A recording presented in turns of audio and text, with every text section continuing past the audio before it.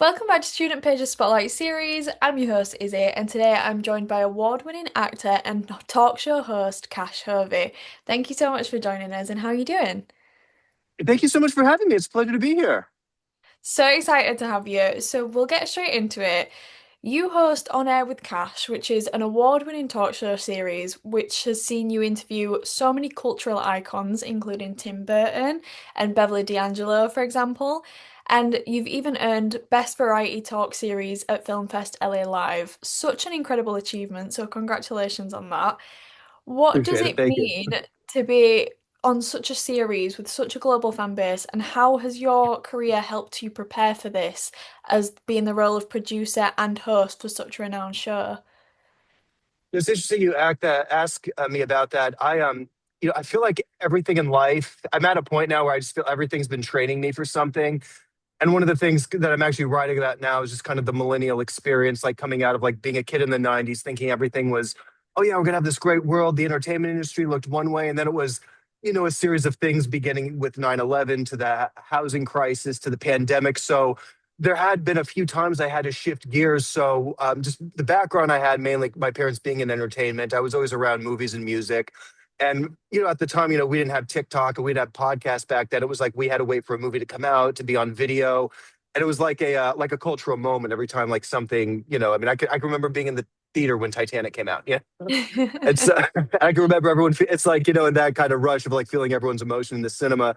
But yeah, I think with movies, I just was learning more about people, and I really had a creative push after that. And then I had an older cousin, some friends who were in the industry. So I started being a videographer for like some bands when I was a teenager and in college. I got an agent, I booked a few commercials. And then by the time I got my communications degree at CSUN, an opportunity came to work at WME, and that was in the voiceover department. And that was great because it allowed me some freedom to produce movies to, we had clients who wanted to collaborate. And it was at a time too when social media was just starting to kick off. So it was like a lot of things were shifting. It was no longer the, wait 6 months for a release. You had to like go right to, it was like literally you have to have a theatrical release and then be ready to, have it stream. So we were figuring that out. So I feel like every opportunity's rolled into the next. Definitely, and it's really interesting to see how things have changed with time and how other opportunities have risen from, as you say, so many things changing and the industry's changing completely. So you've featured in films like Jack and Cocaine, as in Kevin, and you can even be spotted on films such as Oppenheimer and Rebel Moon. There's some incredible opportunities there. What is your favorite type of character to enact? I'm curious. Oh gosh. Yeah. Well, that's what he said, Jack and Cocaine. That was, gosh, it was fun to play that. Well, because that was like my first like starring thing coming out. Like, I had done some commercials, and then I, was an agent, and then I was producing, and then they it was one of those things like, Cashier, I think you'd be good at this role or that role. And Jack and Cocaine started because my manager was working with Joan Jett. We had just done they had just finished the Runways, which was through WME. So I started working with Joan on two other movies, and the first one was a movie called Undateable John with me and Shannon. I'd like the one I had bleach blonde hair, and I'm like I have this funny scene with Shannon, and then right after that, the producer and writer of that movie brought me Jack and Cocaine and said, "Cash, I want you to." So it was for me. It was like for me just not playing like some bleach blonde hair, like hey, like being like the just the not too bright boyfriend or whatever. Then to being like a an addict struggling with addiction, and then find so it was, and that was really for me it was just the way we shot it. It was just just really kind of like, guerrilla style filmmaking, going around LA, Melrose, and just things kind of spontaneity happened with, and then just kind of came at a time when, people were going more to online content.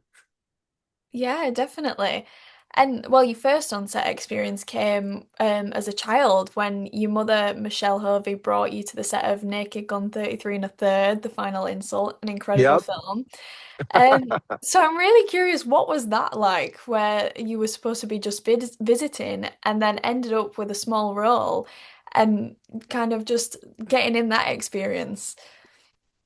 It's funny. That was such a surreal time for me as well, because even my aunt was one of the leads in that movie as well, my mom's sister. So they're working on it.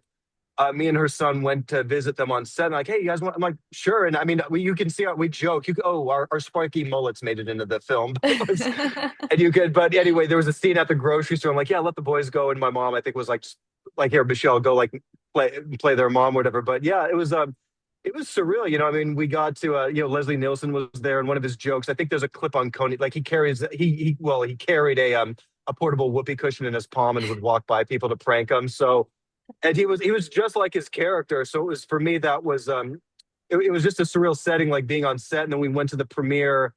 It was so bizarre what happened. It comes out like April. Yeah, I think it was like April of '94.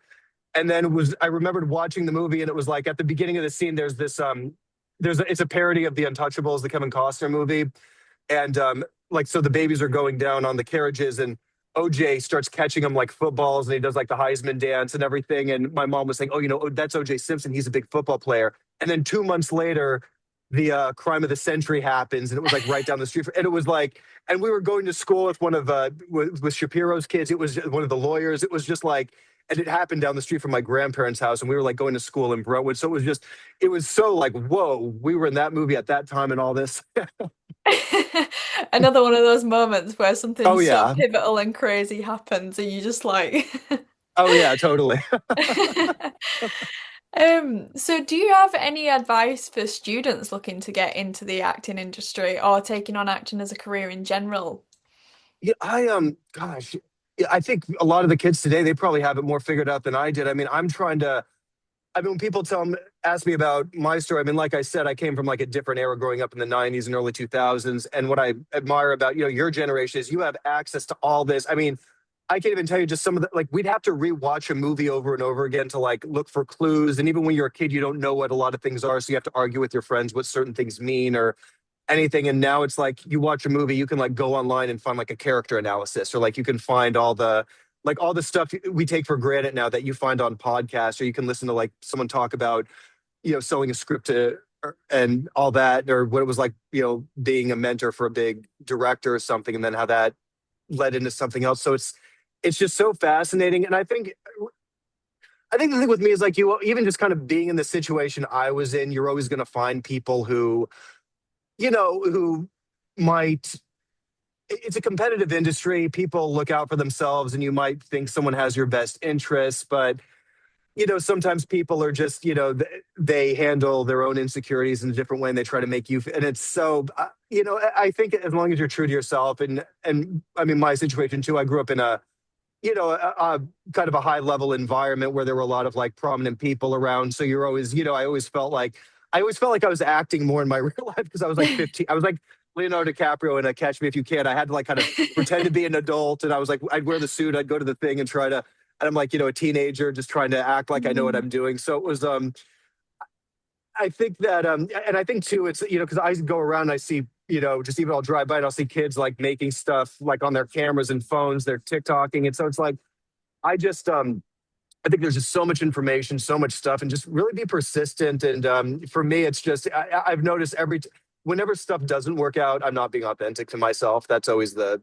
sign that it's. And then it's like, and then when you just embrace the next challenge, like, hey, the right opportunity came up afterwards. Yeah, definitely. And that kind of leads me really nicely into what my next question was going to be. So, you've kind of come from an era where, like you said, you had to do so many things, which now we probably take for granted because we have Mhm. so much access to these things. So, how have you used social media to kind of get out there and get new opportunities, and what significance would you put on that for anyone trying to break into the industry? Absolutely. So social media for me, and I'm totally dating myself here, it pretty much started when I was in college and then coming out of college and at the so really it was still kind of there were two different worlds with social media. And then around the time when I started working with Joan and the team on Undateable John and Jack and Coke, that's when people were starting to synergize. Like you started to see people were, on set and they're like, oh yeah, tweet this and put this out. And there was, even I remembered at the time too, I was working with Funny or Die. That's what As in Kevin was part of, and some other platforms that were rising. And the thing was, yeah, let's take pictures, take premiere pictures, and do behind the scenes stuff. And then now it's like, I mean, I look at what social media was like back then, and then what it's become today, and it's just so consistent with it. Now we're just doing verticals, and just stuff that is specifically to look on your phone. And so I think it's a great marketing tool. And I think too, I think maybe it's more my age or older where there was more of a social aspect. Like even my parents' generation who got on social media, 20 years ago, it's like for them, it was like they saw people that they hadn't seen since high school. It was like, so I feel like Mm. it kind of kept us in a sustained high school period for a little bit. Even my generation was the tail end where I think like Gen Z and Alpha, they kind of grow up with it being a necessity. So it's just kind of the standard. So for me, it was like, it was cool to kind of have that. Okay, cool. I'm like reconnecting, and even just starting at the agency, it's like, oh, this person. I went to college with that person, and you see how the networks build. But now it's really we're in that age where it's like it's your profile, like your Instagram handle is like your resume and your presentation to the world. So it's not like we're just all. I mean, to be funny, I was, or, no, I mean, not to be funny, but a funny thing was, I remember the first Instagram I got tagged in. It was right when Instagram started. We were at a restaurant. There was like this big nacho platter, and one of the people there was like, "Oh, this is in. I'm gonna take this for Instagram." I'm like, "What's Instagram?" So she took a picture of the nacho platter, and she's like, "Would you have a hand?" So they made a. Anyway, we were just starting, but they tagged us all there and got all these likes. I'm like, "Oh, okay, this is that." I mean, that's what social media, Instagram was for me when I started, and then all of a sudden it became like such a marketing tool. So Yeah, well, like you say, it's so hilarious that now it's like your profiles are how you present yourself. But back in the day, it was a nacho platter, and that was all anyone oh, saw. exactly. And I think it's a great way to get your content, especially with reels. And even when I do the when you do promos for your trailers and projects, it's a great way to get stuff out there, even just tagging the stories. And then it's because really, people might not might know who you are or whatever, be like, oh, let me Google or let me look this person up. The first thing they look at is like the Instagram handle. So again, it's like, okay, what's your presentation? What are you into? And you realize people's attention spans are so small now. And it's like there used to be, you'd hear a name. I'm like, well, where do I know that person's work? Or go get me a movie they did, or go get me a clip. And now it's just kind of like you just, if I want to know about someone, flip open the phone, see their Insta, and that's that. Yeah, yeah, definitely. It's really interesting how everything has changed and how Oh social media yeah. has impacted all of this. Mhm. Um, but kind of that being said, what would you like to see in the industry going forward? So here's the thing with it, because even where I'm at in LA, and and again, like I'm very grateful for all the experiences that I've had, but something it was already leading up to the pandemic and then coming out of it. One of the things with LA now is there's not a lot of filming happening here. I mean, people are going well, a lot of shows have been filming in Atlanta or New Jersey and even New Mexico and Nevada because of the tax breaks. But it is cheaper to go to fly to Europe for 3 days than to film one day at a studio here in LA. I mean, it's just the sad reality of the time. So the thing is, the economy's totally left LA, like the main economy that was the driving source. So it's it's an end of the old way, and really the end of like it's like you see like right now too. There's a lot of like people are really like sticking to the characters that they're known for, making the best of it because AI is changing some stuff around. And I think that uh, what I like is that people could be a lot more.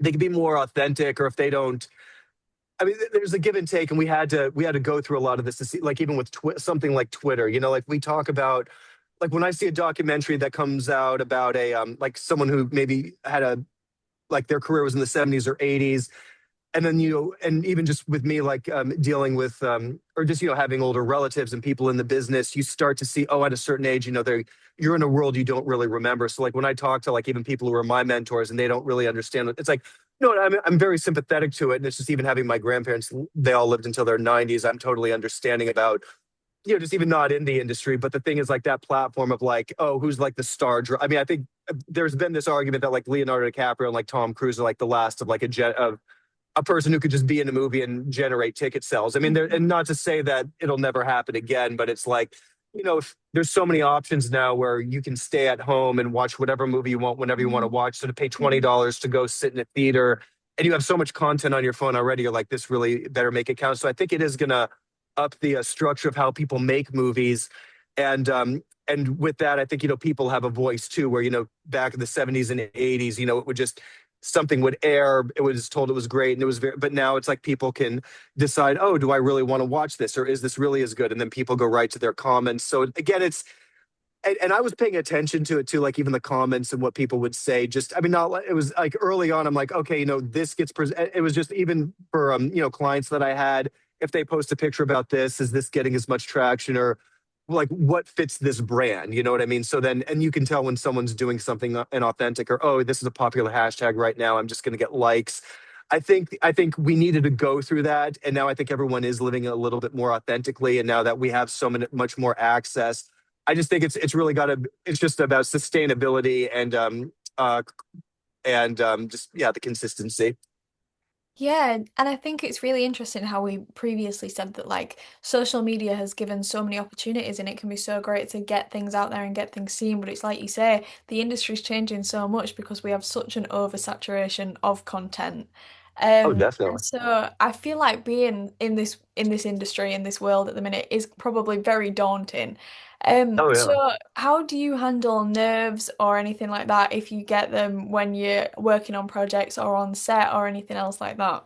I mean, I grew up in like a high volume environment, period. So I was always ready to like jump and actually after I was already working since I was like 13, 14, and I had that part in Naked Gun early on. But we when I was 20, it was so bizarre. Right when I graduated college, I had an arrhythmia, and I was dead for just under a minute. I was revived, but it was like a out of body experience I had, and they found out nothing was wrong with me. It was like a sudden cardiac arrest. But no, they put I have a defibrillator. It's like just the size of a Zippo. It's under my pec muscle, so you can't see it, but it's Wow. just there as a precaution. But they've had um, no clear signs. But I'll tell you, like right when that happened, I was starting at WME, and I felt like I was like learning to walk again a lot of times Mm, because it was like you come from one environment to like you see all the, and at the time too your Entourage, the show, is loosely based off of like the CEO Ari Emanuel, the Ari Gold character was. So and again, this is a pre-social media, pre-Me Too time, so people are just, it's kind of like, no, you go in there, you suck it up, you fight mm, through it, and you just, and so at the same time, I'm glad the environment I was in, it wasn't like what you would see in a lot of those shows at the times, just like the agents throwing stuff and being abusive.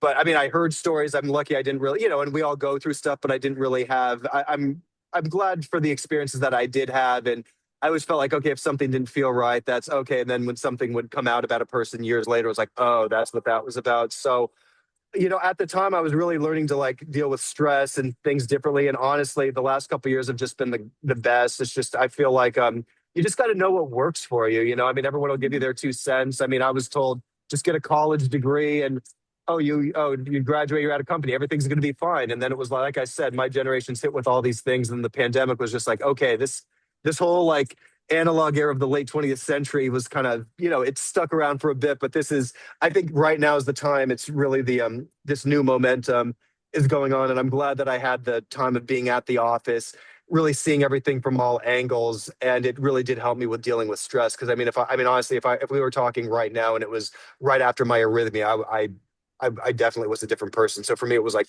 definitely relearning to do a lot of things again. mm. Yeah, and I obviously imagine that's such a pivotal moment in your life that you have to readapt to and stuff. So I also kind of again ties into my next question. I was gonna say, being like growing up in such a high rate environment and having so much exposure from a quite young age, and have being surrounded by a family that's got some like various talents and faces in the industry. What qualities do you admire in an actor or in anyone in the industry? And is there anyone in particular that you look up to? God, when I was like really getting into movies, it was around when Boogie Nights. I mean, I know we were definitely too young to see that at the time, but we all saw those movies when they came out. So Boogie Nights was, I got really, and it was really just about these characters because the way Paul Thomas Anderson tells the story, and just, I mean, even scenes like at the pool house, and you're just kind of like it's panning and it's going from characters, and that was another movie I just kept watching over and over again to study it and just because I was understanding people and characters. And so there were a lot of actor, and just even Mark Wahlberg at the time was like coming out of his like the Marky Mark era, the hip hop thing, and Mhm. really trying to be which he ended up becoming a very successful actor. But I remembered meeting him not long afterwards, and he was like the nicest person. And I told him how much, just really seeing him in Boogie Nights. He actually pulled me aside and just talked to me for a bit and gave me some encouraging advice. And I ran into him years later again at the Spike TV Awards. So I just really like his motto too. He seems like a guy who like puts his family first, his work ethic first, and he's someone too who grew up in a. I mean, he grew up in a very rough environment in Boston, and he's I mean he's been open and honest about what it was like, his upbringing, and And the the choices he made when he was younger, and just to see the way that he's turned his life around and be someone who's just about family values and is connected in the industry the way that he is just and have the career he's had is just magnificent. Yeah, and I feel like that kind of ties into what we were saying earlier about the authenticity because I feel like you can really look up to someone when they are vulnerable and they do allow themselves to be presented in that way. So yeah, definitely. But so as we mentioned, you've had the opportunity to speak to some great people on air with Cash. But what would be your ultimate I've made it moment? I'm putting you on the spot, sorry. I actually even something happened last November that was truthfully, there was a moment like right when we did the last film festival at LA Live, and then I started working at PKA, and it was such like a full because I worked in the voiceover department, and then I was at the agency, and then they were. I was taking a meeting with them, like, wait, so I got this job heading the department over there at PKA. So it was like to like have the film festival happening. We had all this new content in a new medium, and then we had the voiceover department, and it was just so bizarre because it's like even I look at when I started in the industry, it was like agents and actors were like two different things. It was like, oh no, people always associate the agent with Ari Gold, and then you had the movie star was like Vin, or the actor was like Vince Chase or whoever. So there's and again too when I started, it was like there was still that reality TV era. So it was like this was coming out of like the Paris Hilton, Lindsay Lohan era, and there were a lot of those. I guess it was kind of pre Nepo baby or what they say like with the Hills, where it was like a lot of kids from privileged families, and then it was like there was a reality TV thing. And I remember at one time they were trying to like make me like a mold, like they were trying to do a spin-off Hills with me and some other people. I'm like, and I was just kind of more like, yeah, I don't want to be myself like that. I'd like to, do. Mhm. So I think On Air with Cash just seemed to happen at a time when I was learning about podcasting. Like I was at WME, I was developing some pilots and worked with comedians who were headlining at Comedy Store, and like you never know, like Whitney Cummings would drop in and do a set, Joe Rogan would drop in and do a set, and then you would see, and that was like before they blew up with their podcast. So it was interesting to see all that happening as it was in the pandemic. Um, Allowed me to have that creativity and to really reach out. So when it was like, yeah, we did On Air with Cash, we had the film festival, and then it was announced that it was like, oh, heading the department at PKA. It really did feel like a full circle moment. Like, wait, I can produce, I can be an agent, and I can act. I think Mhm. that's the thing. Everyone's a jack of all trades now. You don't go to school for one thing, and just the fact that because even when you're working on an independent film set, anything can go wrong, and sometimes it's like, hey, we can make this happen. I can call this person and make this happen. So it's really coming up with ideas and being able to be spontaneous and catching the hits as they come. 100%, and how seeing it like all your different attributes and traits that you've gathered over the years, how they work together is really cool as well in this industry. Yeah. Um, and so my final question for you is, what would your dream role or set look like? Oh gosh, again, I'm writing this book right now, and like I wish I could say, oh, I want to play this character and develop this, but I feel like I think maybe because I know I'm continuing with Honor with Cash, but I think eventually it'll probably be more in like the podcast or hosting realm, and I want to do something with the writings that I'm doing because I think it's more of a millennial perspective, and I do feel like there was a time when maybe, a few years back, I would have, oh, I want to like grab this. Hey, look, if you want to pay me millions of dollars and head a franchise, I'll take it. Yeah, right. I'm not putting it up there. I'll do it if you want to offer me. But I'm thinking with the capacity of what I have and what I really want to bring, it's just there's a lot of experiences, and it's not in a way like I've never been one of those people who's wanted to be like, who I'm just going to spill the beans here, do this or do that. With me, it's more about like I want to talk about an experience I've been through, how there were certain factors that got in the way, and then I was able to, overcome it and move forward. Definitely. Well, very exciting stuff to come in the future. So that's everything I've got for today, but thank you so much for joining me today. It's been an absolute pleasure to speak to you. And thank you all for tuning in, and I'll see you all next time. You got it. Thanks for having me. This was so fun.